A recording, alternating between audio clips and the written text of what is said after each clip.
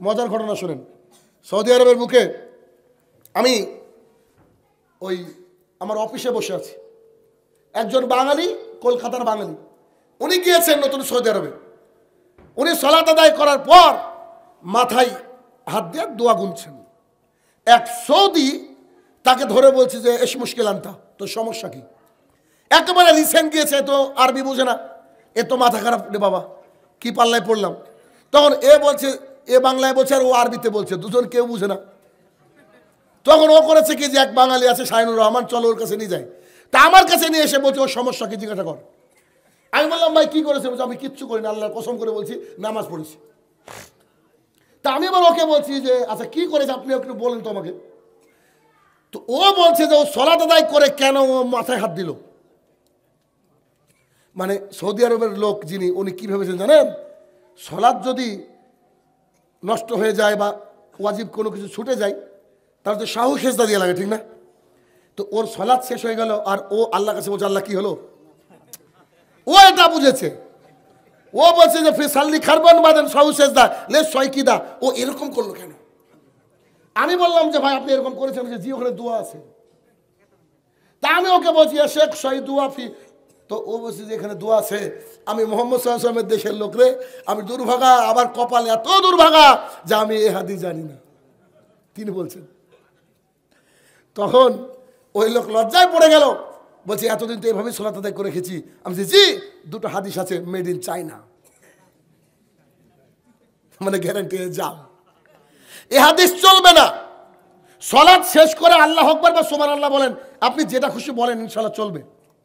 বিশেষ জিকির আজকার রয়েছে, এগুলা বলেন।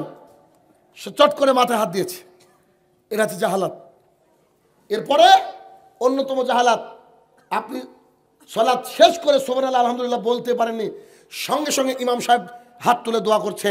ইমাম সাহেব বলছে হে আমার প্রতিপালক, আমি ধান লাগিয়েছি, আমার ধানে বরকত নাজিল করো। আর আপনি আমি বলছি আমিন। আমাদের তো জমি নাই ভাই, কথা বুঝতে পারেননি? আপনার আবার জমি নাই, আমিন বলবো মানে? ও যদি বলতো আল্লাহ সবার রুজিতে বরকত দান করে, তখন কথাটা ভিন্ন।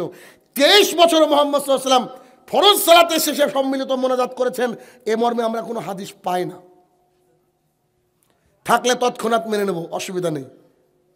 তবে এটা করতে গিয়ে একটা জাহালাত চলে গেছে কি, বিশেষ যে দোয়া, এই দোয়াগুলো আমরা পড়তে পারিনি। বলেন তো, একটু আগে তো উনি আলোচনা করে গেলেন 3 বার কুল হু আল্লাহু আহাদ পড়লে কোরআন খতমের নেকি হয়। বলেন তো এই নেকি থেকে মাহরুম হচ্ছেন কিনা আপনি আমি?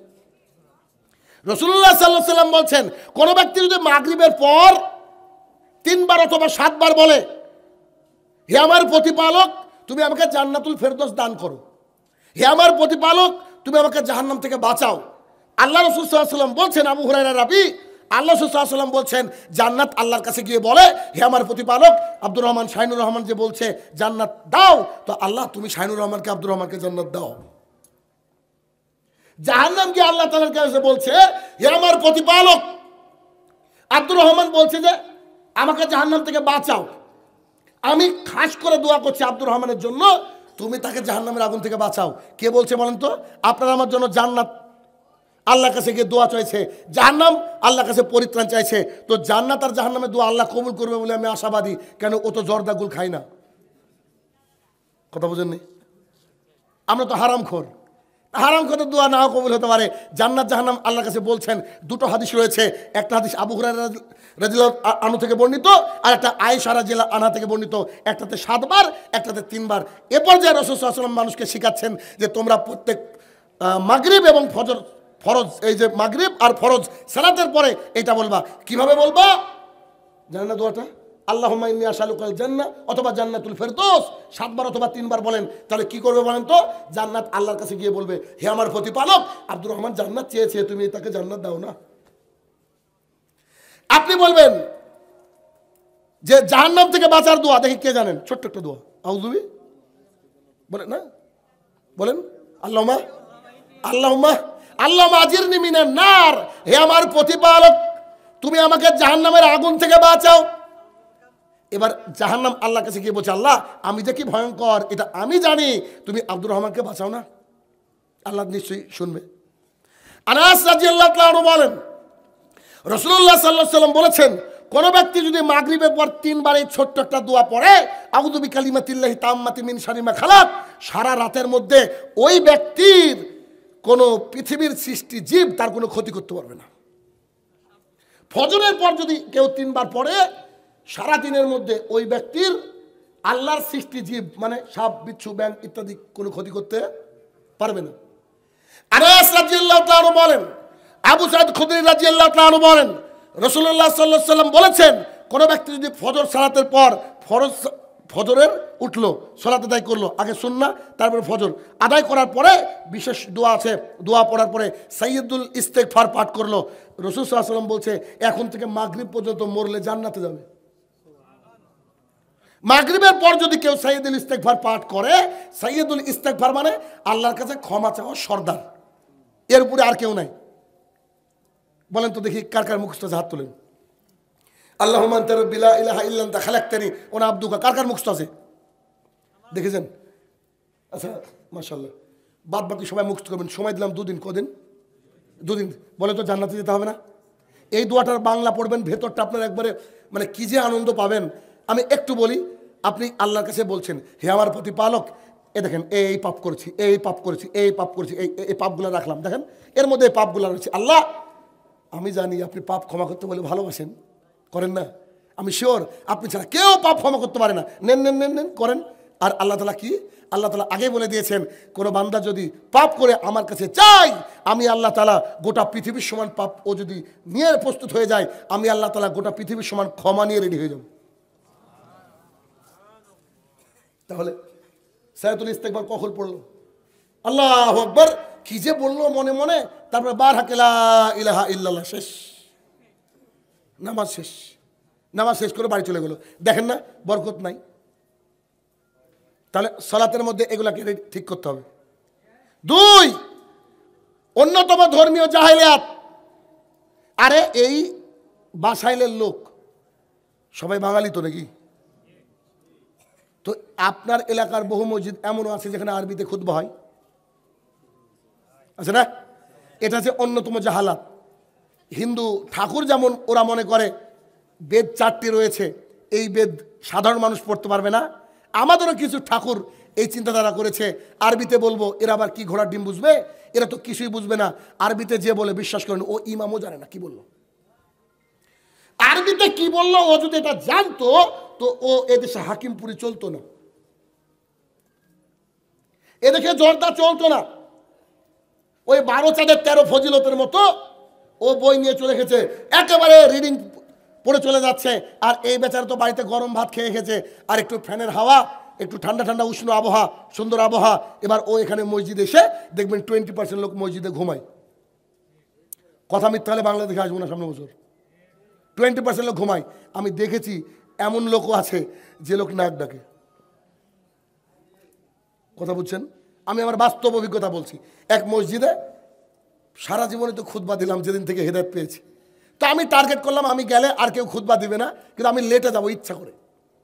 তো যেই খুতবায় দাঁড়িয়ে গেছে তারপরে বাইক নামিয়েছি নিচে। এবার এসে সবাই আমার দিক তাকাচ্ছে, কিছু কাজ নাই ভাই বসো। আমি বসে গেছি। বসে একটা বাচ্চা ছেলে যদি আলোচনা করে আমি ওখান থেকে কিছু নেওয়ার চেষ্টা করি। কেন? আমি ছাত্র। একটা বাচ্চাও যদি কিছু বলে ওর থেকে অনেক কিছু পাওয়া যায়। হয়তো জানি না আপনারা নেন কিনা, এডুকেশন হ্যাজ নো এন্ড, শিক্ষার কিন্তু কোনো শেষ নাই, সব জায়গা থেকে শিক্ষা পাওয়া যায়। তো আমি বসলাম মনোযোগ সহকারে খুতবা শুনছি, সবই আমার জানা হাদিস বলছে, খুতবা শুনছি। মাঝে মাঝে আমার দিকে তাকিয়ে বলছে, বাই চান্স রাবির টাবির নাম টাম ভুল হতে পারি কিনা। তো বলছে বলছে বলছে চট করে একটা নাক ডাকার আওয়াজ। আমি একদম বিব্রত হয়ে গেলাম। আরে দেখছি একেবারে আমার পাশে। তখন আমি বললাম যে খুতবা আজকে থাক, আমি দেখবো যে আমার পাশে যদি কেউ বসে নাক ডাকে আরও এই ক্যাটাগরির লোক পাওয়া যাবে। তো খুঁজতে খুঁজতে খুঁজতে দেখলাম যে ঝিমুচ্ছে। আমি 6 জনকে টার্গেট করলাম, 6 জন 5-6 জন এরকম কিছু হবে, 6 জনকে টার্গেট করলাম। করার পর খুতবা যখন শেষ হয়ে গেল, তো খুতবা শেষ হয়ে যাওয়ার পরে এবার তো সালাত আদায়ের জন্য দাঁড়াবে। তা আমাদের ওই মসজিদে বহু বাইরে থেকে লোকজন আসে, 1-150 কিলোমিটার দূর থেকে খুতবা শোনার জন্য আসে। আসলে আল্লাহ তাআলা কবুল করেছে হয়তো। আপনাদের মতো তো সুন্দর মসজিদও নাই আমাদের, মাদ্রাসাও পাই না আমরা মিসকিনের মতো থাকি। আলহামদুলিল্লাহ আল্লাহ তাআলা এখন কবুল করেছে। তো এরকম যখন হলো, তা আমি খুতবার লাঠিটা নিয়ে নিলাম। সবাই জানে যে আমি একটু কথায় যেমন কাজও এরকম। না সরি, লাঠি নিইনি। আমি বললাম, এই 1 মিনিট, যারা যারা ঘুমাচ্ছিলেন তারা তারা অজু করে আসেন, কারণ ঘুমালে অজু থাকে না। বিশ্বাস করেন, একজনও ঘুমায়নি, একজনও ঘুমায়নি। আমি রাহুলকে বললাম, লাঠিটা দে তো। লাঠিটা হাতে নিয়ে বললাম যে আমি কিন্তু 6 জনকে দেখেছি। বিশ্বাস করেন 22 থেকে 25 জন লোক গেল। এবার আমি বললাম যে কামত একটু পরে হোক, বেচারার অজু করে আসুক। এই যদি হয় সুন্দর খুতবাতে, বাংলা খুতবাতে, আরবি খুতবাতে যে কি অবস্থা হয় জিবরাইলও জানে না, আল্লাহ ছাড়া। ঠিক না? জাতিকে পরিবর্তন করার সবচেয়ে বড় মাধ্যম হচ্ছে জুমার খুতবা। আল্লাহর কসম করে বলছি, আজকে আমি আশুলিয়াতে যে খুতবা দিয়ে আসলাম, আপনি যদি আজকে রাতে পারেন শুনেন, আর না হলে কালকে শুনবেন। ওয়ে টু সাকসেস বলে একটা ফেসবুকের নতুন পেজ হয়েছে আমার, ওয়ে টু সাকসেস। এই পেজ থেকে আপনি যদি এই খুতবাটা শুনতে পারেন, আপনার জীবন পরিবর্তন হয়ে যাবে। একটা লোক ছিল না যে খুতবা শুনে চোখের পানি ঝরায়নি আজকে। খুতবা হচ্ছে সবচেয়ে বড় মাধ্যম এ পরিবর্তন করার। আপনি দেখবেন, আজকে শুনবেন, আপনিও কানবেন, আমি আশাবাদী। কিন্তু আমরা প্লেস করতে পারি না ওইভাবে। তাহলে খুতবা হবে কোন ভাষায়? সৌদি আরবে গিয়ে যদি কেউ হিন্দিতে খুতবা দেয়, এও পাগল। আরবিতে যদি বাদ দিয়ে অন্য ভাষায় খুতবা দেয়, এও পাগল। কেন? আল্লাহ তাআলা বলছে, প্রত্যেক এলাকায় প্রত্যেক গোত্রের জন্য আমি স্ব ভাষাযুক্ত রাসূলকে পাঠিয়েছি। কারণ আমি যদি এখানে আপনার এখানে উঠে শুরুতে বলতাম, let's sit down here and talk the matter over বিগান ডেবি, I enjoyed your letter and notebook. It was very flattering to find that at least one member of the audience came learn and did learn. You have a taught that present Mr. Faraday. Yes sir, I am a book binder. David Chackle, very commendable young man. কি বুঝলেন? ঘোড়ার ডিমও বুঝলেন না। আমি তো ইংরেজির master, আমি তো ইংরেজি পড়াই। আপনার দেখেন বহু ছাত্র আমার কাছে পড়ে, স্পোকেন ইংলিশ করায়, IELTS করাই আমি। তা আমি তো ইংরেজি বলতে পারি, আমি ঘন্টার পর ঘন্টা ইংরেজিতে বক্তৃতা দিতে পারবো। কিন্তু আমি যদি দেখে এই বাসাইলের লোককে এ ভাষায় খুতবা দিতাম, বলতাম, কিছু যেমন বুঝতে পারতেন না, ঠিক তেমন করে 40 বছর ধরে খুতবা দিয়ে আসছে আরবিতে, একজন নামাজি বাড়াতে পারেনি। দেখেন আপনি, বেড়েছে ধর্মীয় জাহালাত। 3 নম্বর ধর্মীয় জাহালাত হচ্ছে এই বাসাইলের এই যে খাট্টা মসজিদের এলাকার লোক সন্ধ্যা 5:24 ইফতার করছে, আর তার একটু দূরে 1 কিলোমিটার হয়নি, ওখানে ওরা 5:30 করছে ইফতার। হয় না? করে না? রাসূলুল্লাহ সাল্লাল্লাহু আলাইহি ওয়াসাল্লাম বলছেন, আবু হুরায়রা রাবী, তিনি বলছেন, শোনো, আমার উম্মত অতদিন কল্যাণের পথে থাকবে যতদিন দেরি করে সাহারি করবে আর তাড়াতাড়ি ইফতার করবে। তাড়াতাড়ি ইফতার করা কার নীতি? রাসূল সাল্লাল্লাহু আলাইহি ওয়াসাল্লামের ভালোবাসার মানুষদের নীতি। আর দেরি করে ইফতার করা কার নীতি? ইহুদি খ্রিস্টানের নীতি। ইহুদি খ্রিস্টানের নীতি। সৌদি আরবের বুকে আজও একটু যদি পানি পড়ে আকাশ থেকে, তো মানুষ বাড়িতে নামাজ পড়ে। কেন বলেন তো? কেন? সুন্নাহ। রাসূল সাল্লাল্লাহু আলাইহি ওয়াসাল্লাম পড়েছেন। এই জন্য একজন অনেক বড় শায়েখ কিছুদিন আগে একটা ফতোয়া দিলেন, ভালো লাগলো। উনি বলছেন, আমাদের জীবনে একদিন হলেও জুতো পরে নামাজ পড়া উচিত ঘরের মধ্যে। কেন? একদিনের সুন্নাত আদায় হয়ে যাবে আর ইহুদি খ্রিস্টানদের বিরোধিতা হবে। তবে জুতোর তলাটা ক্লিন আছে এটা বুঝে নিতে হবে। আমরা কিন্তু এই আমাদের এখনকার শীতকালের সময় ফ্লোরটা খুব ঠান্ডা না, এক ধরনের জুতো ইউজ করি, ওগুলা কিন্তু ভালো জুতো, ওটা পরে আমাদের একদিন সালাত আদায় করা উচিত। উনি বলছেন কেন? সুন্নাত আদায় করা যাবে। আজকেও সৌদির বুকে যখন বৃষ্টি হয় মানুষ পাগল হয়ে যায়, বাইরে বেরিয়ে আসে, তারা গোটা দেহ ভিজিয়ে নেয়। কেন জানেন? রাসূলুল্লাহ সাল্লাল্লাহু আলাইহি ওয়াসাল্লাম সাহাবীদেরকে সাথে নিয়ে যাচ্ছিলেন, বৃষ্টি হতে শুরু করলো, তিনি এভাবে ভিজিয়ে নিয়ে বলছেন, ও সাহাবীরা হাতটাকে ভিজিয়ে নাও, এই বৃষ্টি সরাসরি আল্লাহর তরফ থেকে আসছে, আল্লাহর রহমত। আমি আমার ছোট্ট ছেলেকে শিখেছি, 8 বছর বয়স, 8.5 বছর বয়স, আমার মেয়েকে শিখেছি 4.5 বছর বয়স, ওরাও বৃষ্টি আসলে হাতটা ভিজিয়ে নেয়। আর ভাই আর বোনকে একে অপরকে বলতে থাকে, ভাইয়া ভিজিয়ে নে, আল্লাহর রহমত। ভালোবাসাটা তো আমাদেরকে মুহাম্মদ সাল্লাল্লাহু আলাইহি ওয়াসাল্লামের উপরে রাখতে হবে, ঠিক না? তাহলে ইফতার আমাদেরকে কখন করতে হবে? দ্রুত করতে হবে। দ্রুত ইফতার করার রাস্তা কি? আপনার কাছে গুগল রয়েছে না, অ্যান্ড্রয়েড, আপনি মারেন টুডেজ সানসেট হিয়ার, আজকে এখানে সূর্যাস্ত কটায় আপনাকে বলে দেবে। আপনার পাশেই ওখানে গুগল চলে, ওখানে 5:30 আর আপনি 5:24, আপনাকে মনে হবে যে সিয়াম নষ্ট হয়ে গেল। জি না, সিয়াম নষ্ট হয়নি, এটাই আপনি হকভাবে চললেন, এটাই হচ্ছে ইহুদি খ্রিস্টানদের বিরোধিতা করলেন। ইহুদি খ্রিস্টানদের বিরোধিতা করতে পারা জরুরি, এটা একটা ইবাদত। কেন? সাহাবাই কেরামরা বললেন তারা তো একটা রোজা করে, একটা সিয়াম পালন করে, আমরা কি করব? মুহাম্মদ সাল্লাল্লাহু আলাইহি ওয়াসাল্লাম বলছে আমি যদি সামনের বছর বেঁচে থাকি 9 এবং 10 তারিখে সিয়াম পালন করব। বলেছেন কি বলেননি? ঠিক আছে না? কার বিরোধিতা করতে হবে? ইহুদি খ্রিস্টানের। আর ওই ইহুদি খ্রিস্টানকে নিয়ে আপনার ছেলে পতাকা উড়িয়েছে, এখনো বহু বাড়ির সামনে ছাদে উঠছে পতাকা। ব্রাজিল আর্জেন্টিনার পতাকা উঠছে না? আমি তো দিনরাত বলে আসছি, প্রতিদিন বলছি 21 জানুয়ারি পর্যন্ত আল্লাহ চাইলে থাকবো বাংলাদেশে। 21 জানুয়ারি পর্যন্ত বলবো যে ফ্রান্সের প্রধানমন্ত্রী রাসূল সাল্লাল্লাহু আলাইহি ওয়াসাল্লামকে নিয়ে কার্টুন এঁকেছিলেন। পৃথিবীর বুকে কেউ যদি মুহাম্মদ সাল্লাল্লাহু আলাইহি ওয়াসাল্লামকে নিয়ে ব্যঙ্গ করে তার একটাই শাস্তি, তার গলাটাকে নামিয়ে দিতে হবে। পৃথিবীতে তার কোনো বিচার নাই, তাকে একবারে হত্যা করতে হবে। তার দেশের পতাকা আজকে আপনার দেশে ঝুলে। আর না হলে আপনাকে বলতে হবে রাসূল সাল্লাল্লাহু আলাইহি ওয়াসাল্লাম বলছেন মান তাসাব্বা বিগাইরি কওমিন ফাহুয়া মিনহুম, যে লোক যার অনুসরণ করবে সে তার দলে যাবে। নিশ্চয়ই মেসি জান্নাতি না? কেন? ও জান্নাতি না তো আপনার ছেলে যে ওকে অনুসরণ করলো, ও যদি জাহান্নামী হয় তাহলে আপনার ছেলেও জাহান্নামী। আপনি খেয়াল করে দেখেন না, আপনার ছেলে অত সুন্দর চেহারা, 100 টাকা দিয়ে চুল কেটে রেখেছে, এই সাইডে নাই ওই সাইডে নাই, কেন? কার অনুকরণ করলো? ওই ইহুদি খ্রিস্টান অনুকরণ করলো। রাসূল সাল্লাল্লাহু আলাইহি ওয়াসাল্লাম বলছে যে জাতি অনুকরণ আমার উম্মত করবে তারা তাদের দলের হবে। একেবারে খতরনাক হাদিস একটা বললেন রাসূলুল্লাহ সাল্লাল্লাহু আলাইহি ওয়াসাল্লাম বলছেন, আবু সাঈদ খুদরি রাদিয়াল্লাহু তাআলা বলেন রাসূলুল্লাহ সাল্লাল্লাহু আলাইহি ওয়াসাল্লাম বলেছেন, শোনো আমার উম্মত তারা যা করবে এরাও তাই করবে। তারা যেমন করে স্যান্ডেলের মাপ করবে এরাও স্যান্ডেলের মাপ করবে। তাদেরকে বিগতে বিগতে হাতে হাতে অনুসরণ করবে। তারা যদি গুই সাপের গর্তে ঢুকে আমার উম্মত ঢুকবে। সাহাবায়ে কেরামরা বলছে তারা কারা? তারা কি ইহুদি খ্রিস্টান? রাসূল সাল্লাল্লাহু আলাইহি ওয়াসাল্লাম বলছে তারা ছাড়া আবার কারা? আপনার ছেলে, আমার ছেলে আজকে এভাবে অনুসরণ করে কি করে না? দেখেন সব ইহুদি খ্রিস্টানের culture. Happy birthday to you, আপনার 14 গোষ্ঠী শুনেনি, ওই হ্যাপি বার্থডে টু ইউ পালন করছে। ও বলছে আমি মুসলমানের ছেলে আব্দুর রহমান। আশ্চর্য কথা, কিয়ামত পর্যন্ত এই ভোটার আইডি কার্ডে ওই আব্দুর রহমান থাকবে। আল্লাহর কাছে গিয়ে দেখছেন আপনাকে বলছে চণ্ডীদাস। জি আব্দুর রহমান ছিল যে, জি ওটা কবে আউট হয়ে গেছে, তুমি বুঝতে পারো নি?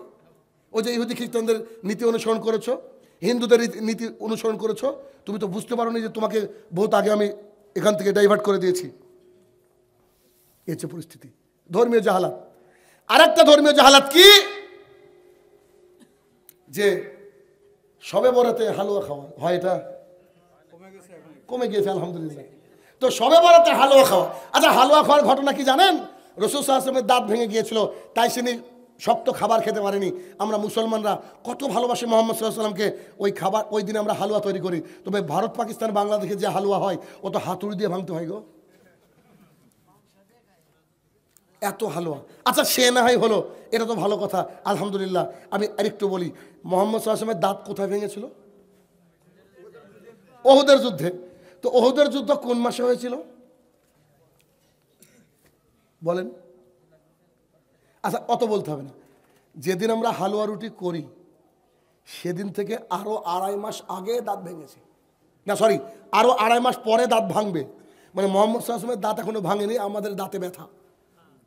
কথা বুঝতে পারেননি? মানে মুহাম্মদ সাল্লাল্লাহু আলাইহি ওয়াসাল্লামের দাঁত যে ভাঙবে এখনো 2.5 মাস বাকি। আর আপনি আমি হালুয়া রুটি খাচ্ছি কেন? মুহাম্মদ সাল্লাল্লাহু আলাইহি ওয়াসাল্লামের দাঁত ভেঙেছিল না? ভাঙেনি। যে ভাঙেনি কেন মানুষ বুঝে না। অনেক আমাদের এলাকায় মিলাদ প্রচলন আছে, মিলাদ আছে আপনাদের এলাকায়? মিলাদ প্রচলন আছে। তো এ মূর্খরা এটুকু জানে না যে মিলাদ মানে জন্মদিন। তা আমার বাপ মরেছে, কার জন্মদিন পালন করছি? বলছে আইসক্রিম খাচ্ছি হেভি গরম। ভাই আইসক্রিম কি গরম হয়? আইসক্রিম গরম হয়? হয় না। তো বলছে আমি মিলাদ পালন করছি। তো কার মিলাদ? মিলাদ মানে তো জন্মদিন। তোর বাপ মরেছে তুই বলছি মিলাদ পালন করছি। মিলাদ থেকে শুধু মুরগির ঠ্যাং উঠিয়ে দেন আর 500 টাকা উঠিয়ে দেন, দেখবেন আর মিলাদ হবে না। আপনি কি খেয়াল করে দেখেননি যে লোক গাইনি ডাক্তার ওর বোর সিজার লাগে না? কথা বুঝতে পারছেন না বোধহয়? যে ডাক্তার গাইনি ডাক্তার ওর বোর সিজার লাগে না, আর হুজুরের বাড়িতে মিলাদ লাগে না। যা হবে সব আপনার আমার বোর উপর দিয়ে, আমাদের উপর দিয়ে। কেন? আমরা পাপী মানুষ। হুজুর মানে জান্নাতের সার্টিফিকেট প্রাপ্ত মানুষ। বুখারী হাদিস রাসূল সাল্লাল্লাহু আলাইহি ওয়াসাল্লাম বলছে হুজুর যে জান্নাত জাহান্নামকে উদ্বোধন করা হবে। হুজুর দিয়ে জাহান্নামকে উদ্বোধন করা হবে। রাসূলুল্লাহ সাল্লাল্লাহু আলাইহি ওয়াসাল্লাম বলেছে, সাহাবীরা শোনো, এক শ্রেণীর মানুষকে আমি এত ভয় পাই, দাজ্জালকে অত ভয় পাই না। সাহাবায়ে কেরামরা বলছে, তারা কারা? বলছে, ভ্রান্ত হুজুর। কি বলছে? ভ্রান্ত হুজুর। এই ভ্রান্ত হুজুর এরা হচ্ছে, এদেরকে যে জাহান্নামকে উদ্বোধন করা হবে। মুসনাদ আহমদ 21621 নম্বর হাদিস। আচ্ছা বলেন তো, আবু হুরায়রা রাদিয়াল্লাহু তাআলা বলেন, রাসূলুল্লাহ সাল্লাল্লাহু আলাইহি ওয়াসাল্লাম বলেছেন, ও সাহাবীরা শোনো, আল্লাহ তাআলা আমাদের জন্য যে জান্নাত সৃষ্টি করেছেন, ওই জান্নাত এর দৃশ্য পৃথিবীর কোনো চোখ দেখেনি, পৃথিবীর কোনো কান শুনেনি, অন্তর কল্পনা করতে পারেনি।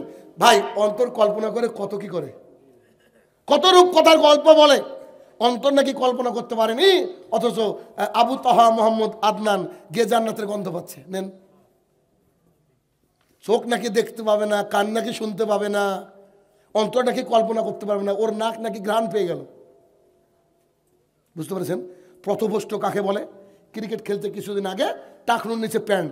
মুহাম্মদ সাল্লাল্লাহু আলাইহি ওয়াসাল্লাম বলছেন, হাদিস মুসলিম শরীফের 195, রাসূলুল্লাহ সাল্লাল্লাহু আলাইহি ওয়াসাল্লাম বলছেন, যে ব্যক্তি টাকনুর নিচে প্যান্ট ঝুলিয়ে পড়লো, আল্লাহ তাআলা তাকে মুক্ত করবে না, তার দিকে তাকাবেন না, তাকে জাহান্নামে পাঠাবেন। তো যে লোকটা স্টিয়ারিং ধরে থাকলো, ও যদি অন্ধ হয়, তার গাড়িতে উঠবেন আপনি? অবশ্যই অ্যাক্সিডেন্ট করবে। তাহলে তিনি নিজে পথভ্রষ্ট, আবার নাকি হাজার যুবকের আইডল। কেন? জাতিকে বাঁচাতে হবে তাই, কারোর বিরুদ্ধে আজ পর্যন্ত কথা বলিনি। তবে ইসলামের গায়ে আঘাত হানলে যদি এদেশের সরকারও বলে, তাও কথা বলবো, কিছু করার নাই।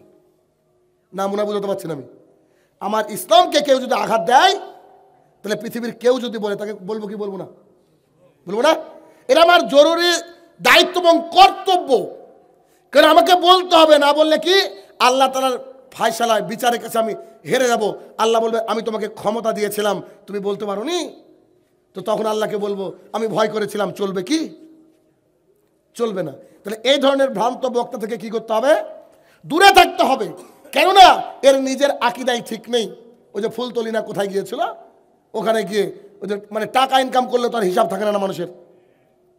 যার টাকা ইনকামের ব্যাপার থাকবে, তার কি হিসাব থাকবে নাকি? 30 মিনিট ওয়াজ করে 50,000 টাকা।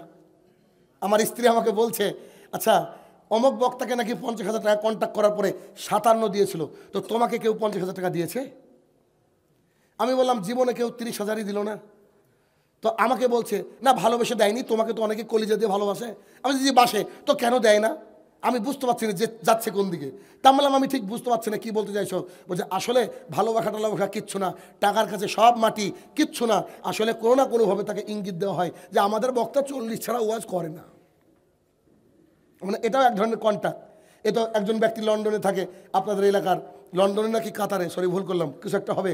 তিনি আমাকে মেসেজ করেছেন যে সালাম দেওয়ার পর বলছেন, আমি যে ব্যাংকে টাকা পাঠাই, ব্যাংকের যে ইন্টারেস্ট হয়, ওটা কি সুদ?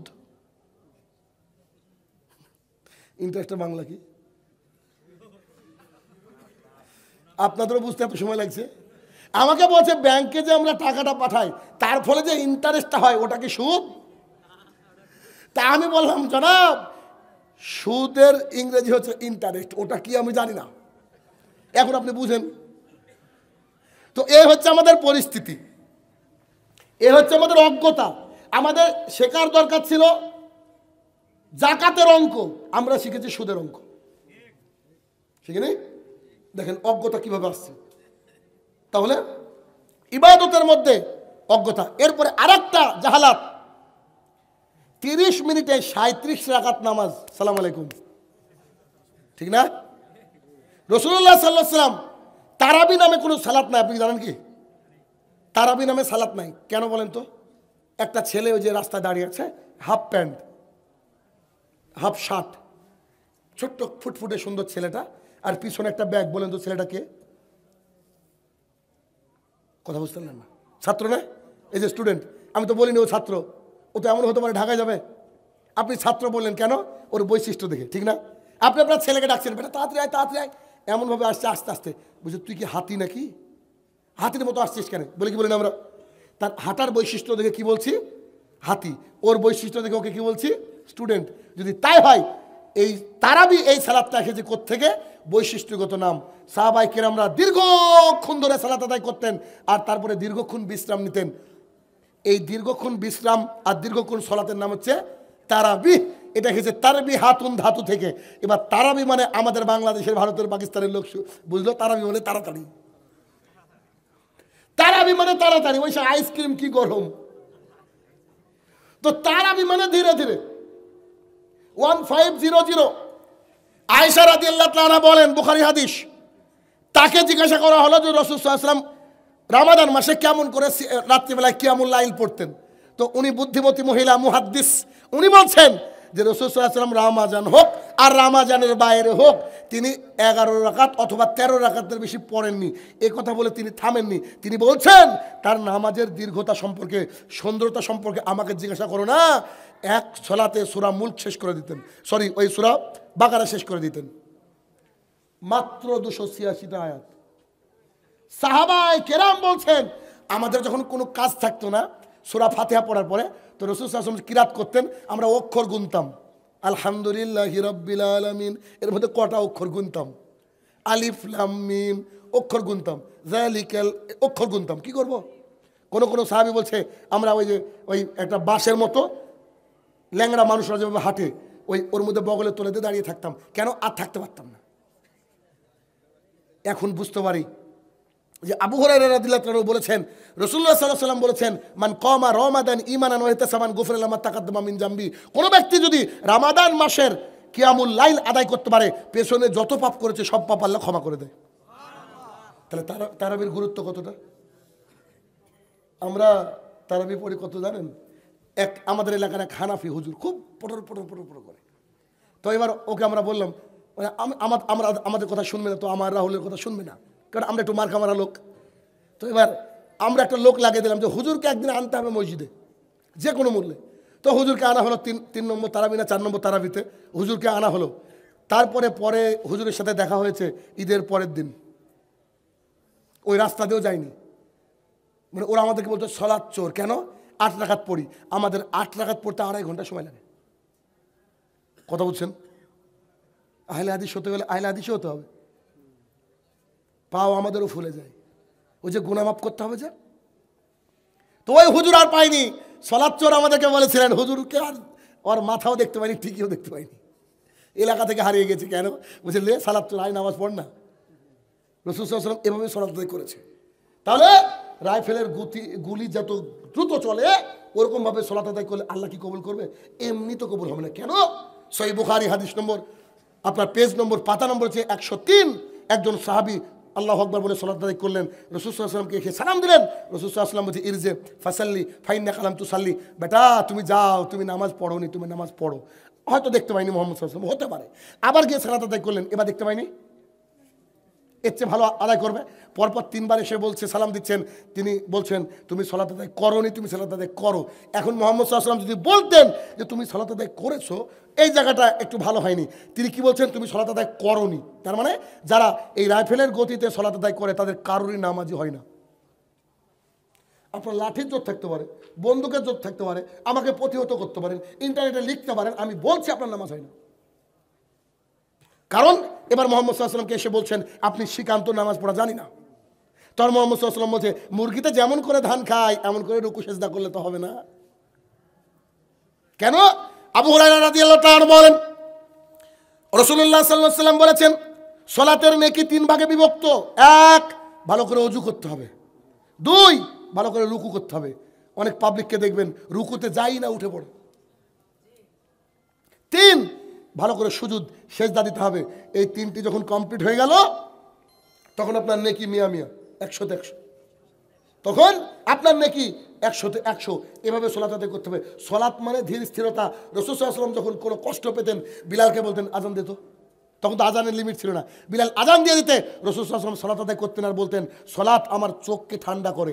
আর সালাতে যদি বাই চান্স একটু বড় কিরাত হয় তো পেছনে মুসল্লিরা লুকমা দেয়। আমি একজন লোককে চিনি, সেদিন আমি ছিলাম না, সম্ভবত কোনো প্রোগ্রামে গিয়েছিলাম নাকি বাড়িতে পড়ছিলাম সালাত। মাঝে মাঝে বাড়িতে পড়ি, মানে লোকজন বিরক্ত হয়ে যায় তো এত লম্বা সালাত।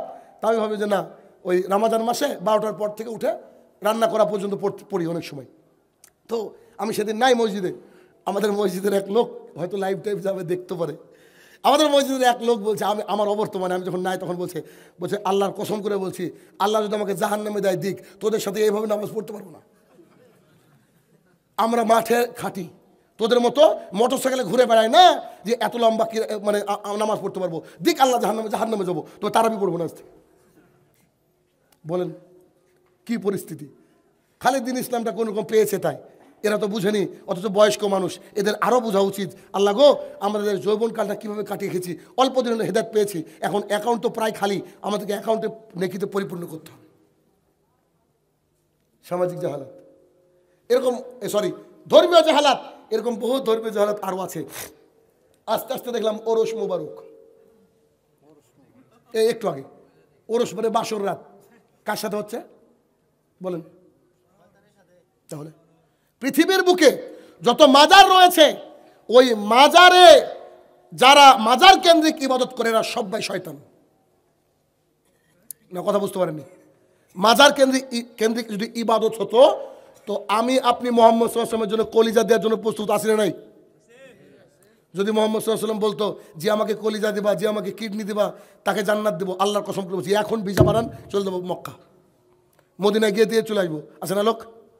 তো কই মোহাম্মদ সাল্লাল্লাহু আলাইহি ওয়াসাল্লামের ওখানে যায়েন, গিয়ে খালি একবার হাত তুলেন, একবার হাতের উপরে বাড়ি মারবে পুলিশ, বলবে হাজা হারাম লেশন তো সই কি দেয় না, এই তুই এই করছিস কেন, চল এখান থেকে। ওখানে মোহাম্মদ সাল্লাল্লাহু আলাইহি ওয়াসাল্লামের কবরের সামনে দাঁড়াতে দেওয়া হয় না, জানেন কি? যারা জানেন বাস্তবতা তারা জানেন, ওখানে দাঁড়াতে দেওয়া হয় না, মানুষ দেখবে খালি এইটুকু ব্যাস, আর কবর তো দেখা যায় না। আয়েশা রাদিয়াল্লাহু আনহার ঘরে হচ্ছে কবর, মোহাম্মদ সাল্লাল্লাহু আলাইহি ওয়াসাল্লাম, আবু বকর এবং আপনার ওমর রাদিয়াল্লাহু আনহু শুয়ে আছেন, কেউ দেখতে পায় না কবর। ইন্টারনেটে যে একটা কবর দেখা যায় না এরকম করে উঁচু করে, একেবারে 100% মিথ্যা কথা। দেখবেন মোহাম্মদ সাল্লাল্লাহু আলাইহি ওয়াসাল্লামের জুব্বা, মোহাম্মদ সাল্লাল্লাহু আলাইহি ওয়াসাল্লামের পাগড়ি, মোহাম্মদ সাল্লাল্লাহু আলাইহি ওয়াসাল্লাম সব কিছু ইরানের লোক পেয়েছে, সৌদি আরব পাইনি। আশ্চর্য দুনিয়া, সব ব্যবসা ভাই, সব বিনা পুঁজির ব্যবসা। ওই তো আপনাদের শাহজালালের মাজারে গিয়েছিলাম, ভিডিও করেছিলাম গতবার, এই যে সিলেটের বন্যাতে এসেছিলাম ত্রাণ নিয়ে, তো লুকে ভিডিও করেছিলাম, পরে চিনতে পেরে কিছু পালিয়ে বেঁচেছি আমরা। পরে যখন ভিডিও ছেড়েছি, ওখানকার লোক আমাকে ফোন দিয়ে বলে, SMS করে বলে, আপনি কি বাংলাদেশে ঢুকবেন না? আমি যে বারবার যাও রে, তোর বাপের ক্ষমতা তাহলে করিস কিছু। এক লোককে দাঁড়িয়ে দেখছি কাঁদছে। আচ্ছা বলেন তো, ও বলছে যে শাহজালালের জন্য দোয়া করছে, আরে নিজের জন্য দোয়া করে কুল পায় না, শাহজালালের জন্য দোয়া করছে মানে? তাহলে কি উনি পাপী ছিলেন নাকি? মানুষ কিভাবে ব্যবসা করছে, কিভাবে ব্যবসা করছে বর্তমানে, করছে না। এটা হচ্ছে নাকি তাওহীদের দেশ, আর এই দেশে সবচেয়ে বেশি পীর হলে কি হয়? বিনা পুঁজির ব্যবসা। এটা হচ্ছে ধর্মীয় জাহিলিয়াত। কারণ আপনি যদি আলু কিনতে যান, আলু কত টাকা কিলো? আলু, গোল আলু 25 টাকা কিলো। তো এই 25 টাকা কিলো আলু কিনতে গিয়েছেন, ধরেন সাপোজ ইনি দোকানদার 25 টাকা কিলো আলু, কিন্তু ওই 5 ওয়াক্ত সালাত আদায় করেন, সবাই ভালোভাবে চিনেন। এবার আপনি করছেন কি, ওই যে আলুর জন্য একটা কিছু দেয় না এরকম করে তোলার জন্য বেছে, কি বলেন ওটাকে? পলিথিন না, ওই যে একটা টুকরার মতো থাকে না, ঝুড়ি।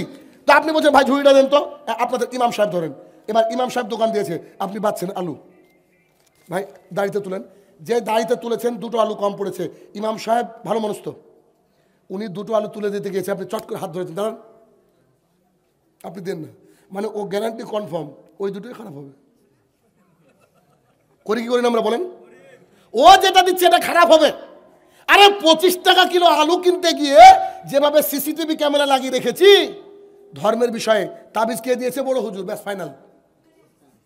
অথচ বড় হুজুর শিরকের দোকান নিয়ে বসে আছে, কে জাতিকে বুঝাবে বলেন?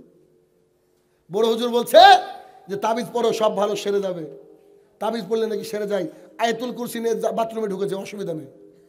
আশ্চর্য দুনিয়া। তাহলে আলু পটল কিনতে গিয়ে যতটা যাচাই করি, আমরা অতটা ধর্মকে যাচাই করি না। একজন দাড়ি টুপিওয়ালা জুব্বাওয়ালা লোক পেলে মানুষ কি মনে করে, এটাই মনে আলেম। আজকে মজার ঘটনা ঘটেছে আপনাদের এখানে, ভাবলাম আমি খুবই ক্লান্ত, একটু বিশ্রাম নেবো, আজকে আমার শরীরটাও খারাপ, দোয়া করবেন আমার জন্য। তো আমি এসে কিছু খাইনি এখন পর্যন্ত, মানে খাবো না, শরীরটা এমনি কেন যেন খারাপ হয়ে গেলো জানি না। তো আমি এসে ভাবলাম যে বিশ্রাম করব, তো লুঙ্গি পরেছি আর একটা এই যে এগুলো সব খুলে ফেলেছি, খুলে ফেলার পরে জ্যাকেটটা গায়ে দিয়ে যাচ্ছি, অনেকগুলা মানুষ ঢুকছে, আমি দেখলাম যে ওরা আমাকে দেখার জন্য গেল, আমি ওদের সামনে সালাম দিয়ে বেরিয়ে গেলাম, ওরা হুজুর খুঁজছে। তা আমি আবার এসে আমার এই ভাইটাকে বললাম যে আব্দুল বাতেন ভাইকে বলছি, ভাই এরা হুজুরকে চিনতে পারেনি, কারণ হুজুর চিনার জায়গা আছে জুব্বার পাঞ্জাবি, যার যত বড় জুব্বা ও অত বড় হুজুর। পরিস্থিতি কিনা এইটা জনাব। জুব্বা কিন্তু আবু জেহেলও পড়তো। আবু জেহেল হাজি ছিল, আবু জেহেল জ্ঞানী লোক ছিল, তাকে আবুল হাকাম বলা হতো, জ্ঞানীদের পিতা। শুধু ইসলামটা ছিল না, তাই সে কি হয়েছিল? আবু জাহাল, মূর্খের পিতা। ঠিক উল্টো, ঠিক উল্টো। রাসূল সাল্লাল্লাহু আলাইহি ওয়াসাল্লাম এই কথা বলেছিল, তাকে ডেকেছিল কেন? কারণ পৃথিবীর বুকে কোনো ব্যক্তির মধ্যে যদি ইসলামটা না থাকে, ও আবু জেহেল, ও আবু জেহেল। এমন আছে না নাই এদেশে? নয় আবু জেহেল, বহু আবু জেহেল আছে, কিন্তু তার বিরুদ্ধে কথা আপনি আমি বলতে পারি না। কেন? সমস্যা এটাই। তাহলে মোটামুটি গেল ধর্মীয় জাহালাত, বেশিক্ষণ আলোচনা করব না। এবার সামাজিক কিছু কয়েকটা জাহালাত আপনাকে আলোচনা করব, সেটা ভালো করে খেয়াল করে দেখেন। আয়েশা রাদিয়াল্লাহু তাআলা বলেন, রাসূলুল্লাহ সাল্লাল্লাহু আলাইহি ওয়াসাল্লাম যখন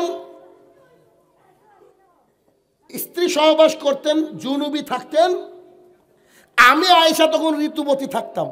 অন্য স্ত্রীর সাথে সহবাস করেছেন, আমিও ঋতুবতী। তো আমি আর মুহাম্মদ সাল্লাল্লাহু আলাইহি ওয়াসাল্লাম একই পাত্র থেকে তুলে পানি গায়ে দিতাম। তিনি আমাকে বলতেন, লজ্জাস্থানে একটা লুঙ্গি বেঁধে নাও বা কাপড় বেঁধে নাও, এবং তিনি আমার সাথে একসাথে শুতেন, একসাথে গোসল করতেন। আমি তখন ঋতুবতী। মাইমুনা রাদিয়াল্লাহু তাআলা বলেন, আমি যখন ঋতুবতী, রাসূল সাল্লাল্লাহু আলাইহি ওয়াসাল্লাম আর আমি একই চাদরের তলে শুতাম। আয়েশা রাদিয়াল্লাহু তাআলা বলছেন, আমার উরুরানের উপরে মাথা দিয়ে মুহাম্মদ সাল্লাল্লাহু আলাইহি ওয়াসাল্লাম কোরআনুল কারীম তেলাওয়াত করতো, আমি তখন ঋতুবতী। আয়েশা রাদিয়াল্লাহু তাআলা বলছেন, আমি পানি খেয়ে গ্লাসটা রেখেছি, আর যেখানে ঠোঁট দিয়ে পানি পান করেছি, মুহাম্মদ সাল্লাল্লাহু আলাইহি ওয়াসাল্লাম ওখানে ঠোঁট দিয়ে পানি পান করেছেন, তখনও ঋতুবতী। তার মানে স্ত্রী যেখানে ঠোঁট দিয়ে পানি পান করবে, ওখানে পানি পান করা সুন্নাহ। আয়েশা রাদিয়াল্লাহু তাআলা বলছেন যে তিনি একবার অজু করে বলছে, আয়েশা জি বলেন, মাথাটা মুছিয়ে দাও তো। তো আমি বললাম, আল্লাহ রাসূল বলেন কি, মাথা মুছাবো মানে? আমি তো ঋতুবতী। রাসূল সাল্লাল্লাহু আলাইহি ওয়াসাল্লাম বলছে, তোমার কি হাতেও ঋতু আছে নাকি? তখন বলছে, আচ্ছা ঠিক আছে, না বুঝতে পেরেছি। এই হাদিস বলার পেছনে কারণ কি? আনাস রাদিয়াল্লাহু তাআলা বলেন, রাসূলুল্লাহ সাল্লাল্লাহু আলাইহি ওয়াসাল্লাম বলেছেন, ইহুদি খ্রিস্টানদের মহিলাদের ওই সময় ঋতু হলে তাদেরকে এক টেবিলে বসে খাওয়ার অনুমতি দেওয়া হতো না, তাদেরকে পৃথক করে রাখা হয় আজও।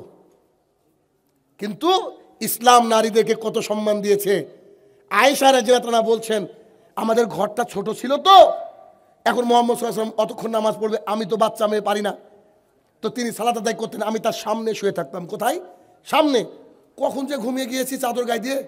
আমি ঋতুবতী।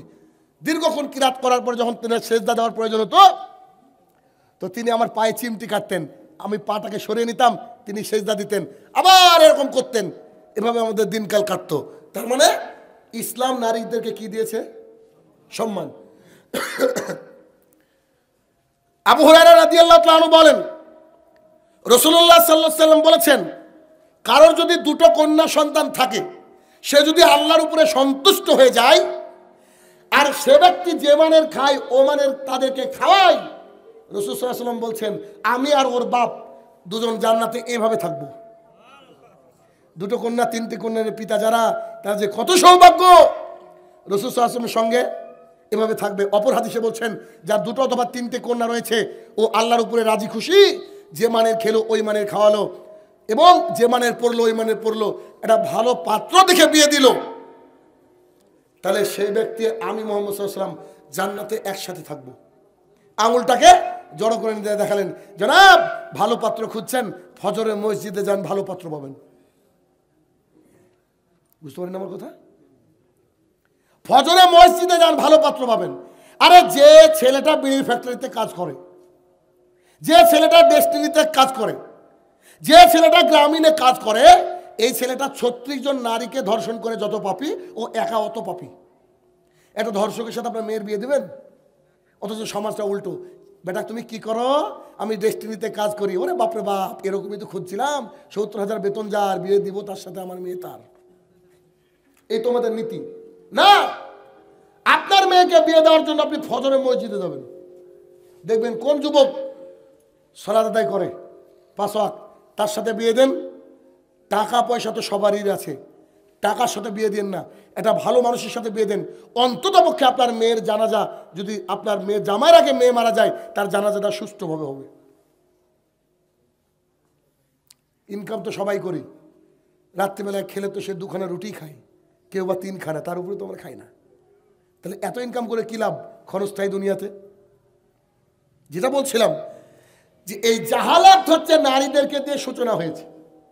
রাসূলুল্লাহ সাল্লাল্লাহু আলাইহি ওয়াসাল্লাম বলছেন, এই পৃথিবীর বুকে এত বড় ফিতনা আমি রেখে যাচ্ছি না, যে ফিতনার নাম হচ্ছে 1 টাকা, 2 হচ্ছে নারী, টাকার নারী। এই টাকার কারণে আজকে এখানে বসে মিথ্যা কথা বলছে হাজার হাজার আলেম, কিচ্ছা কাহিনী শোনাচ্ছে হাজার হাজার আলেম, এই খালি টাকার জন্য। ব্যবসা বন্ধ হয়ে যাবে এই ভয়ে হক কথা জাতির সামনে প্রকাশ করতে পারছে না। আর নারী ফিতনা এমন ভাবে বেড়ে গিয়েছে, বলেন তো পৃথিবীর কোন জায়গায় নারী নাই? আমার মনে হয় মঙ্গল গ্রহে গেলে ওখানেও দেখবেন নারী, বাসে, ট্রেনে, ট্রামে, শপিং মলে, দোকানে, মানে চায়ের দোকানে চা খাবেন, ওখানে একটা খালা দাঁড়িয়ে আছে, ঠিক না? শুধু নারী আর নারী। রাসূল সাল্লাল্লাহু আলাইহি ওয়াসাল্লাম বলছেন, এমন কোনো ঘর থাকবে না যার মধ্যে ফিতনা আসবে না। দেখেন সামাজিক অজ্ঞতাটা কি, নারীর ফিতনা চারিদিকে বেড়ে গেছে। আল্লাহ সুবহানাহু ওয়া তাআলা বলছেন, ওয়াকারনা ফি বুয়ুতিকুন্না, ও মহিলারা তোমরা বাড়ির মধ্যে থাকো। খবরদার জাহালাতের যুগের মতো নিজেকে দেখিয়ে বেরিও না, যুগের মতো নিজেকে দেখিয়ে বেরিও না। জাহালাতের যুগের মতো আপনার মেয়ে দেখিয়ে বেড়ায় না। কেউ কেউ আবার বুরখা পরে, এত টাইট ফিট বুরখা পরে, মানে ওকে বুরখাতে ভালো লাগে, ঠিক আছে না? আর অনেক সময় দেখা যায় যে দাদি নারী বুরখা পরেছে আর ইয়াং মেয়েটাকে খালি রেখেছে। এই কথার অর্থ কি? মানে যার ঢাকার দরকার সে ঢেকে নেই, আর যার দিকে কেউ তাকাবে না সে ঢেকে আছে। ওরা কি স্যাম্পল পেশ করে নাকি? যে মেডিকেলের ডাক্তার এসে বলে না, এটা একবার স্যাম্পল দিয়ে দেখেন, মানে দাদিও কোটা বুঝায় নাকি যে আমি এরকমই ছিলাম, দেখে নাও। ইন্নালিল্লাহ, সমাজটা এমন হয়ে গেছে। তাহলে সামাজিক অজ্ঞতা, এই সামাজিক জাহালাত শুরু হয় কি দিয়ে? আজকে দেখলাম কক্সবাজারে কোথায় কোনো একটা বিয়েতে 70 জন পুরুষ গিয়ে একই পাঞ্জাবি পরে টুপি পরে বসে আছে, এরা নাকি সবাই বর। কিছুদিন আগে দেখলাম আপনাদের দেশের কোনো এক জেলার একটা নারী হবে কি, ও মোটর সাইকেল নিয়ে বরের বাড়িতে বিয়ে করতে যাচ্ছে, সাথে আরো বাইকারই।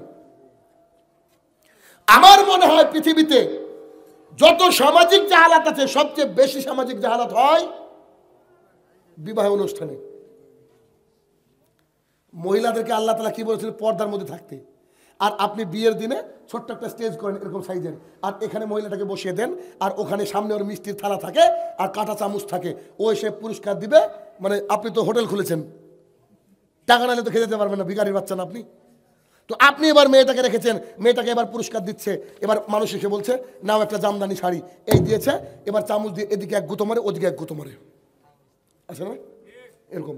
একেবারে স্টেজ সাজিয়ে বসে আছে, মানে যতক্ষণ চলবে অতক্ষণ জেনা চলছে। এই জন্য বরকত নাই, খেয়াল করেন না? কিছুদিন পর ডিভোর্স হচ্ছে কেন? বিয়েতে বরকত নাই তো। যাকে আমি বিয়ে করবো সে তাকে কে দেখবে? আমার বাপ পর্যন্ত দেখতে পাবে না। আর আপনি এমনভাবে পাঠাচ্ছেন মনে হচ্ছে খেলা IELTS এর পরীক্ষা হচ্ছে, হয় না? বাড়িতে যখন ফার্স্ট লিস্ট হয় বিয়ের জন্য, এই আব্দুর রহমানের বিয়ে দেখতে যাবে কে কে? তো বলছে দুলা ভাই, এটা তো ফরজ, দুলা ভাই 1 নম্বরে লিখ, নাহলে তো আমার সমস্যা হয়ে যাবে, হয় না এরকম? দুলা ভাই এক নম্বরে দুলা ভাই, 2 নম্বরে ছেলের বন্ধু, 3 নম্বরে ছেলের বন্ধু, এরপরে পাড়া প্রতিবেশী ইত্যাদি গিয়ে এরকম 8-10টা চেয়ার নিয়ে বসে পড়েছে, মেয়েটা এখানে বসেছে, এরা হচ্ছে সবাই এক্সামিনার আর হচ্ছে পরীক্ষার্থী। একটা দাদু যায়, একটা দাদু এরকম জায়গায় চেয়ারে বসে, দাদু বলছে বলো তো শাক রাঁধতে কতটুকু হলুদ দেওয়া লাগে? পাশ থেকে আরেকজন বলছে তুমি কি ওই যে কি বলে ওটাকে আপনাদের গোবর দিয়ে দেয় রান্না করে মানুষ, চাপাতি না কি বলে, হ্যাঁ ঘুষি ভাই, ঘুষি মানে তো এটা বুঝি আমরা। আচ্ছা ঘুষি, যাক। তো মেয়েটাকে বলছে এই তোমার যোগ্যতা কি? Master degree pass double MA করেছি। আচ্ছা তুমি কি ঘুষি দিতে পারো? তো জি না। তো তাহলে কিসে শিক্ষিত হলো? আশ্চর্য কথা, মানে ওকে স্কুল কলেজ থেকে ঘুষি দেওয়া শেখায়, হয় কি হয় না? হয় না? সামাজিক জাহালাত দেখেন। আরে এটা তো হলো, এবার বলছে ছেলে প্রাইমারি স্কুলের হেডমাস্টার, প্রাইমারি স্কুলে মাস্টার, অ্যাসিস্ট্যান্ট টিচার। এবার বলছে বলেন কত কি দিবেন,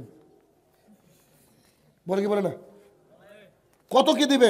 এবার ও লিস্ট করছে, বলছে যে কি দিবেন, তো বলছে এমনি 7 লাখ টাকা দেন, ছেলেটা বিজনেস করবে বা কিছু একটা করবে, আর ওই R15 এটা তো কমন দিবেনই, স্বাভাবিক, ছেলে মেয়ে যাবে, তো আর কিছু লাগবে না। বাবা বলছিল যাক বাঁচা গেল বোধ হয়, বাবা ওই রকম বাঁচা গেল মনে হয়, তো তাহলে ফার্নিচার দেওয়া লাগছে না, বলছে ওটা তো অক্সিজেন, ওটা এমনি দিবে, নাহলে নিচে শোবে নাকি। তো এতদিন কি করেছে, ওর বাপ মা ভিখারি নাকি, এরা হচ্ছে ডিজিটাল ভিখারি, যারা এভাবে শ্বশুরের টাকা নিয়ে নিজে এস্টাবলিশ হওয়ার চেষ্টা করে, এরা হচ্ছে প্যারালাইজড, এদের সাথে মেয়ে বিয়ে দিয়েন না। কথা বলছেন? আচ্ছা এটা তো হলো। এরপরে বলছে যে কতজন লোক আসবে, বলছে 150। আমাদের আত্মীয়রা অনেক, 150 আসে কি আসে না? এবার বাড়ি থেকে ওর সব ভাইগুলাকে দেখেছে, দেখে বলছে ভাইরে ভাই কি করবো রে, এত টাকা ফুরিয়ে গেল, এমনি তো 20 লাখ ফুরাচ্ছে, খেতে তো আর 3 লাখ ফুরাবে, 4 লাখ ফুরাবে ভাই, তো 150 লোক, তো পাশ থেকে একজন ভাই বলছে তালবা শয়কাল্লা একাদেরকে বিশ্বাস নেয় রে, এক কাজ কর 200 আইটেম কর, ওরা 150 বলে 200 আসবে গ্যারান্টি। যায় কি যায় না? যায়। এই বরযাত্রীর খানা হচ্ছে হারাম। কেন? ওই লোকটা 70 বছর বয়স, 70 বছরের জীবনে 5 দিন ডেকে ইমামকে খাওয়ায়নি, আর ওনাকে আরামে 200 লোককে খাওয়াচ্ছে। ফাজলামি জায়গা পান না, মন থেকে খাওয়াচ্ছে ওটা, বুঝেনি কোথা? কেউ 150 লোককে মন থেকে খাওয়াই গো।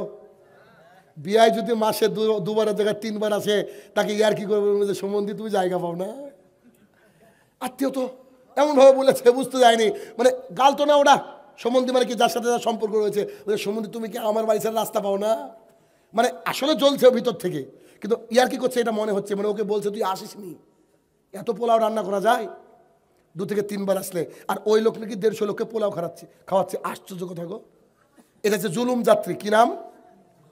আমি রেখেছি যে জুলুম যাত্রী, জুলুম করে খাচ্ছে। আচ্ছা বুঝুন তো, ধরেন আমি এখানে খেতে বসেছি, জাস্ট খাবো, এই মুহূর্তে আপনারা 6 জন উঠে এসে রামদা নিয়ে বলছেন যে এবার খান, তো কি করতে হবে?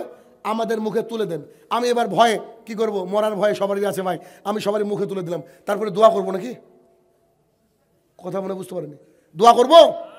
ডক্টর ইমামউদ্দিন বিন আব্দুল বাসির পরশুদিন না কবে, কালকে প্রোগ্রাম ছিল, তো শেখকে বলছি যে বাংলাদেশের পরিস্থিতি বলেন, তো বাংলাদেশে ঠিকঠাক করে চলেন, জায়গায় জায়গায় ডাকাত, তো আমাকে ডাকাতে ধরেছিল একবার, ডাকাতে ধরার কাহিনী তিনি বললেন, বলার পরে বলছে যে কোথায় কি আছে সব বললাম, টাকা নিয়ে নিল, টাকা নেওয়ার পরে বলছে হুজুর এই টাকাটা রাখেন, ভাড়া দিন। বলেন এই টাকাটা রাখেন, ভাড়া দিন। যেমন করে ওই ডাকাতগুলা হুজুরকে কি করে, রেসপেক্ট করে, ঠিক তেমনই রেসপেক্ট করে এই বরযাত্রীকে ওই মেয়ের বাপ, মানে বিপদে পড়ে সালাম আলাইকুম আসলে কিছু লোক দেখলে মনে হয় যে কিছু একটা তুলে মারি, আল্লাহ মুখটা এমন বানিয়েছে, ওকে দেখলে অকল্যাণ করা আছে না সমাজ এরকম, যাকে দেখলে অনেক মানুষ ভয় পায়, তাকে দেখলে মারতে মন চায়, কিন্তু এমন একটা পোস্টে আল্লাহ তাআলা ওকে দিয়ে দিয়েছে, কিছু করে না, আসসালামু আলাইকুম, ও যাওয়ার পরে গাল দিচ্ছিল ওকে, যে আল্লাহ কেন তুলে নেয় নাকি, ঠিক না? আচ্ছা এরপরে দেখছেন গায়ে হলুদে সবারই একটা হলুদ শাড়ি পরে ছেলেটার বাড়িতে এসে ছেলেটাকে হলুদ লাগাচ্ছে। বলেন তো এখানে জেনা হচ্ছে কি হচ্ছে না? আবু হুরায়রা রাদিয়াল্লাহু তাআলা বলেন রাসূলুল্লাহ সাল্লাল্লাহু আলাইহি ওয়াসাল্লাম বলেছেন চোখের জেনা চোখ দিয়ে দেখা, অন্তরের জেনা অন্তর দিয়ে কল্পনা করা, তো চোখের জেনা চোখ দিয়ে দেখলে অন্তর দিয়ে কল্পনা হবে না? রাসূল সাল্লাল্লাহু আলাইহি ওয়াসাল্লাম বলছেন কোন মহিলা অপর কোনো মহিলার গায়ে যেন হাত না দেয়। কেন? এই মহিলা গিয়ে যদি তার স্বামীকে রাত্রিবেলায় বলে ওর দেহের গঠনে এরকম, ও এরকম দেখতে, ওর এই জায়গাটা এরকম এরকম বললে এটা একটা জেনা হয়ে যাবে। তাই এই জন্য মহিলারা বিউটি পার্লারও যাবে না। ওরা কি করবে, সব জিনিস এনে বাড়িতে মাখতে পারে যেটা হালাল, কিন্তু বিউটি পার্লারে যাবে না। ফর্সা হওয়ার ইচ্ছা, কালো মানুষ ফর্সা হতে পারে, ইসলাম এটাকে সাজেস্ট করেছে, করতে পারে, সুন্দর হতে পারে, কিন্তু বিউটি পার্লারে যাবে না। বিউটি পার্লারে গেলে কি, ওই যে বিউটিশিয়ান ও আপনার গা হাত পা টিপে ওর স্বামীকে রাত্রিবেলায় বলবে, আর ওর স্বামী বুঝতে পারছেন রাসূল সাল্লাল্লাহু আলাইহি ওয়াসাল্লাম নিষেধ করেছে। আর পর পুরুষের সামনে দেখিয়ে বানানো মানে, আচ্ছা এ তো হলো। এবার শীতকালে বিয়ে হচ্ছে, শীতকালে বিয়ে মানে কি মজা, খাওয়া দাওয়া বেশি হয়। শীতকালে বিয়ে হচ্ছে, শীতকালে যখন বিয়ে হচ্ছে ছেলেটা সারা বছর একা গা ধুলো, এখন ওর ভাবি ওকে গা ধোয়াচ্ছে, প্যারালাইজড, ঠিক না? তাই তো কোথাও একটা বলেছিলাম যে এ তো প্যারালাইজড, এর সাথে তো বিয়ে দেওয়া ঠিক হয়নি। এ যখন একাই গায়ে ধুতে পারে না, এ বিয়ে করবে কেন? এত বিয়ে করা উচিত না। ওদিকে বরযাত্রীরা দাঁড়িয়ে আছে, তাড়াতাড়ি করে গোসল করে চলে গিয়েছে। এবার গোসল করার পরে ওখানে গিয়ে সুন্দর করে সেজে আবার বউকে নিয়ে চলে এসেছে। বউকে যে এনেছে, এবার এলাকার মানুষ ভাবছে এবার আমাদের ফরজ, এটা ফরজ কাজ, সবাইকে দেখতে যেতে হবে। দাদু এসে বলছে উঠাও উঠাও উঠাও। আরে বাবা, দাদুর যে বয়স হয়েছে 70, মনটা যে ইয়াং আছে গো। দাদু জেনা করে আগে চলে গেল, তোমার আগে বাসর রাত। দাদুর বাসর রাত আগে হয়ে গেছে কেন? কি কারণে বললাম কথা? রাসূল সাল্লাল্লাহু আলাইহি ওয়াসাল্লাম বলছেন আল্লাহ সুবহানাহু ওয়া তাআলা কিয়ামতের মাঠে 3 শ্রেণীর ব্যক্তিকে তাকাবে না। ওই যে বললাম না, আবু তোহা আদনান, মানে পায়ের টেকনোনিতে যার প্যান্ট, তার দিকে আল্লাহ তাকাবেন না। আর কার দিকে তাকাবেন না? বৃদ্ধ বয়সে জিনাকারী। জেনা মানে সহবাস করতে হবে এমনটা নয়, জেনা মানে একটা মহিলাকে দেখে কল্পনা না, এটার নাম জেনা। আমার বউ আপনি দেখবেন মানে এটা কেমন কথা? কেউ দেখতে পাবে না। কোনো মহিলাকে যদি যায় সেটা ভিন্ন কথা, যে পাড়ার মানুষ এসেছে একটু দেখি, বাদ বাকি দেখা যাবে না।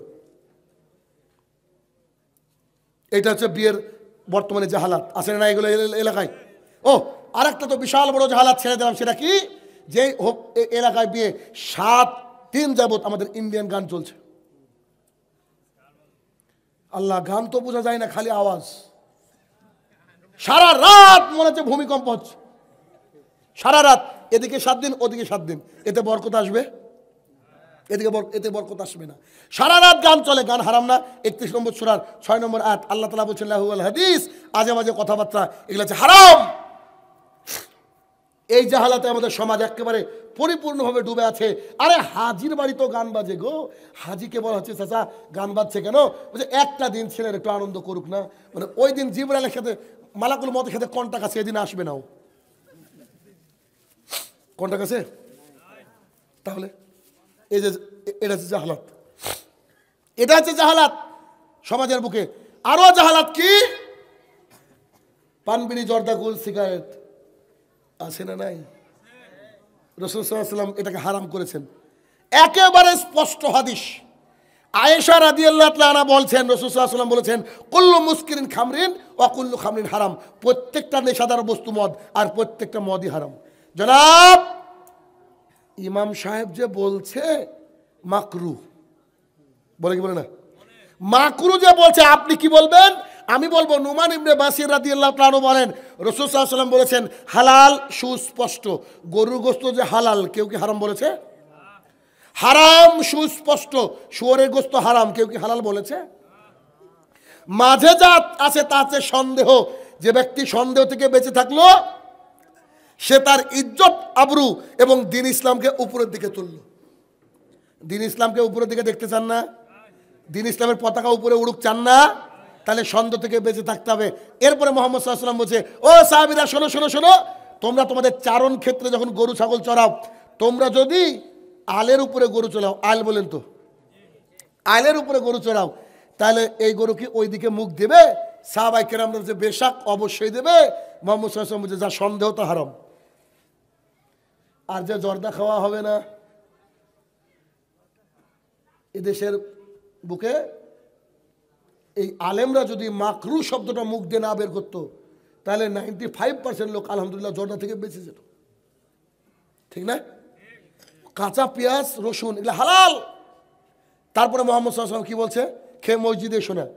আর ও তো জর্দা খাচ্ছে খাচ্ছে, আবার রুকু করছে এইভাবে আল্লাহু আকবার, একবারে সাথী বিড়ি পকেট থেকে পড়ে গেছে। আজিজ, আব্দুল আজিজ না কি বিড়ি আছে 111, ওখানে ছবি সহ সেজদা করছে। বলেন এ কত বড়, মানে আবু জাহালের বাপে আছেন এরকম? পৃথিবীর বুকে আমার মনে হয় সবচেয়ে নিরাপদ নিশার নাম হচ্ছে জর্দা, যেটা মিম্বারে বসে খাওয়া যায়। মিম্বারে বসে খাওয়া যায় না? রাসূল সাল্লাল্লাহু আলাইহি ওয়াসাল্লাম মিম্বারে বসে জর্দা খাই কি খায় না? এটাকে হারাম মনে করতে চায় না, হারাম মনে করতে চায় না। বিশ্বাস করেন যে ইমাম এটাকে মাকরু বলেছে, আমি গ্যারান্টি দিয়ে বলছি ও খেতো তাই মাকরু বলেছে। ও খেত তাই মাকরু বলেছে। সমস্ত নেশাদার দ্রব্য হারাম, সমস্ত নেশাদার দ্রব্য হারাম। এটা হারাম, হারামভাবে চলতে হবে আমাদের, মানে হারামকে বেছে বেছে চলতে হবে। শুরুতে একটা আয়াত পাঠ করেছিলাম, আল্লাহ সুবহানাহু ওয়া তাআলা কি বলছেন? ইয়া আইয়ুহান নাস কুলু মিম্মা ফিল আরদি হালালান তাইয়্যিবা ওয়া লা তাত্তাবিউ খুতুওয়াতিশ শায়তান। হে আমার মানুষ, ও মানুষেরা শোনো, তোমাদের জন্য আমি আল্লাহ রুজির ব্যবস্থা করেছি, ওখান থেকে হালাল হালাল বেছে বেছে খাও। হারামকে বেছে নিয়ে শয়তানের পদাঙ্ক অনুসরণ করো না। 12টার পর আমি কথা বলি না, 12টা 9 বাজছে। আসলে না বলেন বললে তো হবে না। আমি কিয়ামত পর্যন্ত আল্লাহ যদি আমাকে বাঁচিয়ে রাখে, শয়তানের সাথে আমার চ্যালেঞ্জ আছে, ফজরের নামাজ শাইনুর রহমানের কাজা হয় না, শয়তানের 14 গোষ্ঠী কাজা করাতে পারবে না ইনশা আল্লাহ। তবে আপনি আজকে ঘুমালে জোহরে চালা পাবেন কিনা সন্দেহ, ফজর তো দূরের কথা। আমরা কালকেও একটা মসজিদে ছিলাম, ওখানেও আলোচনা করলাম, কিন্তু আলোচনা করার পর ভাবলাম যে ফজরে বোধহয় বহু লোক হবে, তো দেখলাম প্রথমে আমি বোধহয় উঠেছি, আর লোক নাই, আছে কিছু লোক ছিল, কিন্তু এত বড় মসজিদ, অত বড় মসজিদে প্রচুর লোক হওয়া উচিত ছিল। ওই ছোট ছোট বাচ্চাগুলো উঠেছে, কিন্তু ওই বুড়ো যেগুলা এগুলো আসতে পারেনি মসজিদে, মানে ভেবেছে জালসা শুনে মনে হয় জান্নাতে সার্টিফিকেট পেয়ে গেছি। না, এই জন্য 12টার আগ পর্যন্ত প্রোগ্রামের ব্যবস্থা করবেন, মানুষ লোকজন ঘুমাবে। শীতের রাত আলহামদুলিল্লাহ লম্বা রাত, মনে হয় মোটামুটি 5টা 50-এর দিকে জামাত বোধ এখন নাকি, কটা জামাত এই মসজিদে? 5টা 40-50 আলহামদুলিল্লাহ, এখনো অনেক সময় পাবেন। অতএব যেটুকু আলোচনা করলাম ওটুকুর উপরে আমল করেন, কথা বুঝেননি? সলাদটাকে সহি করেন, এক পায়ের সাথে পা, কাঁধের সাথে কাঁধ মিলিয়ে সলাত আদায় করবেন, ঠিক আছে না? আমিন বলবেন। ফরজ সালাতে পরে আয়াতুল কুরসি পাঠ করলে জান্নাতে যাওয়া যায়। জান্নাতে যায়নি কেন? মরেনি তাই, মরলে জান্নাত। সাইয়দুল ইস্তেগফার পাঠ করলে জান্নাতে যাওয়া যায়। বিশেষ দোয়া পড়লে পৃথিবীর কেউ ক্ষতি করতে পারে না, এগুলো আমল করেন। পায়ের সাথে পা মিলাতে গিয়ে অনেক সময় শুধু কেনি আর কেনি লাগায়, এটা কি চলে কি? আরে এটা নিয়ে তো কথা শুরু হয়েছে আজকে, আপনি ছিলেন না বোধহয়। পায়ের সাথে পা এইভাবে লাগাতে হবে, একেবারে গোড়ালির সাথে গোড়ালি লাগাবেন, কারণ দেখবেন যখন লাগাবেন ভালোবাসাটা বেড়ে যাবে, খেয়াল করে দেখবেন ভালোবাসাটা বেড়ে যাবে। এই আমার ইমাম সাহেবের পাশে আমি বা অমুক ব্যক্তি, বিখ্যাত ব্যক্তির পাশে বাড়িতে গর্ব করে বলে যে শাইনুর রহমানের সাথে পায়ে পা লাগিয়ে সালাত আদায় করেছে, মানুষ বলে। দেখেন আপনার মধ্যে আমার মধ্যে ভালোবাসাটা বাড়বে। পৃথিবীর যত বড় ইঞ্জিনিয়ার, এমপি আর মিনিস্টার হোক না কেন, পায়ে পা কাঁধে কাঁধ মিলে সালাত আদায় করলে দেখবেন ভালোবাসাটা বাড়ে, ঠিক আছে না? আর অন্তত পক্ষে আজকের এখান থেকে প্রতিজ্ঞা করবেন যে আর বরযাত্রী যাব না, বলেন বলেন ইনশাল্লাহ বলেন। এই কথা যদি বলেন তো সমাজের লোক আপনাকে খারাপ বলবে, বাড়িতে ঝামেলা হবে, কিন্তু তারপরে সহ্য করতে হবে। আরে একদিন না খেলে মানুষ বাঁচে না। আপনি বাড়িতে খান, আর আল্লাহ তাআলা আপনাদেরকে টাঙ্গাইলবাসীকে তো অনেক সম্পদ দিয়েছে, ঠিক না? তো অনেক সম্পদ দিয়েছে, এত খাবার খেতে হবে কেন? এত খেতে হবে কেন? আমি বলেছি যে আমি অমকের বিয়েতে যাব না, তো আমার একজন খুব কাছের আত্মীয় বলছে যে রে একেবারে অমানুষ রে, সামাজিক নীতি মানতে হবে। অতএব হে আমার প্রতিপালক, এতক্ষণ যে আলোচনা করলাম মাবুদ, এই আলোচনা যেন আমরা সবাই মেনে চলতে পারি, তুমি সেই তৌফিক আদা করো, আল্লাহুম্মা আমিন। হে আমার প্রতিপালক, যারা আয়োজন করেছে, আয়োজক কমিটি, তারা যেন যতদিন বেঁচে থাকবে হেদায়েতের উপর বেঁচে থাকতে পারে, সেই তৌফিক আদা করো, আল্লাহুম্মা আমিন। যারা কবরের তলায় শায়িত মাবুদ, জানি না কি হালে রয়েছে, যার যার আত্মা মারা গেছে মাবুদ, এই মাহফিল থেকে তাদের জন্য দোয়া করছি, তাকে তুমি ক্ষমা করে দাও, আল্লাহুম্মা আমিন। হে আমার প্রতিপালক, ডক্টর জাকির নায়েক আবার যেন স্বমহিমায় গোটা বিশ্ব জুড়ে দাওয়াতের কাজ করতে পারে, তুমি সেই তৌফিক আদা করো, আল্লাহুম্মা আমিন। আসসালামু আলাইকুম রাহমাতুল্লাহি ওয়া বারাকাতুহু।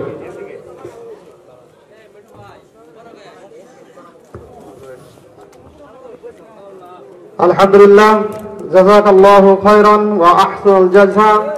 আমরা সামাজিক জাহেলিয়াত এই সম্পর্কে আলোচনা শুনলাম।